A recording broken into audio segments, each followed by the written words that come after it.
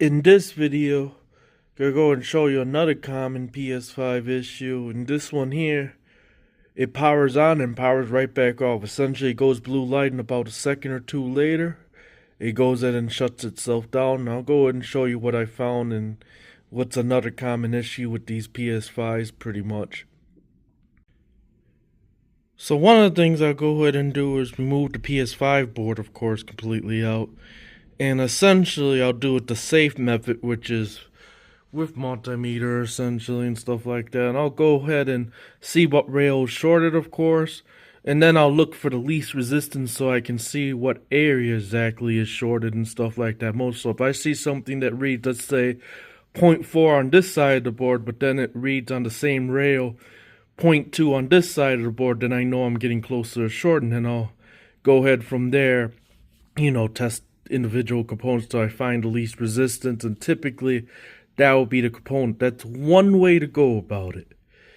The other way is with an infrared camera, but like I said, the way you do that pretty much is just use a power supply. You put, probably about a volt or two on the rail and about an amp of power, and then you can use an infrared camera and see what component exactly is getting hot, or you can use the alcohol method and of course see which component evaporates the alcohol quickest if you don't have an infrared camera. But those are two ways to find short. But in this video, I just want to show you a common area to look for because I see this a lot. They fail quite a bit, and it's in this F7501. And as you can see there, I already got the shorted capacitor out because typically one of these four capacitors goes shorted for whatever reason.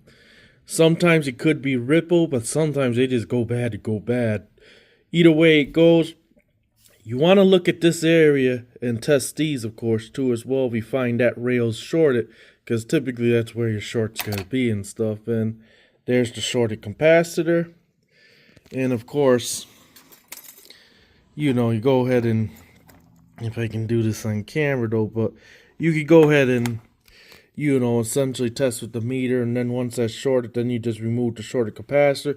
Then you go ahead and retest on that rail again, make sure the short's gone, and typically that will fix your issue, of course. So always look at this F7501 on these boards here, and if you find one of those capacitors short, remove it, and that should fix your problem, essentially. So I'm going to go and get this board back into the chassis, and hope that we get video, essentially. So now that I went ahead and removed the shorted capacitor off that rail, and I went ahead and rechecked the rail to make sure there's no further shorts on it, and everything seems to measure normal and good, we're going to attempt to power it on. I do got it somewhat back together, so I can see we get video now.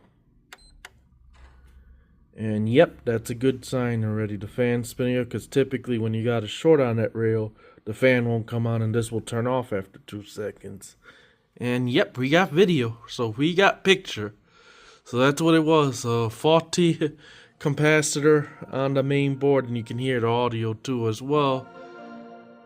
But there you go, she's back alive again. So yep, believe it or not, that cheap component could actually cause this whole entire thing not to function, essentially. So this concludes the video, and that's an area you definitely want to go ahead and check when working on these. Of course, there's other areas where you could have potential shorts and stuff, and as I get them, I'll probably go ahead and show you. Maybe I'll get a camera set up on the microscope and stuff like that, so that way I can actually show you the troubleshooting and everything else like that. But yeah, it was that one faulty capacitor out of those four that typically go bad. And yes, I will replace that capacitor with another one. Don't worry about it. So as stated, I did just not only not replace that one, but I went ahead and replaced all four in that area. And it's on the 5-volt rail, of course. And for those that want to know the rating so they can go and replace it too, they're 22 microfarad and they're at 6.3 volts in a 0603 package. So there you go.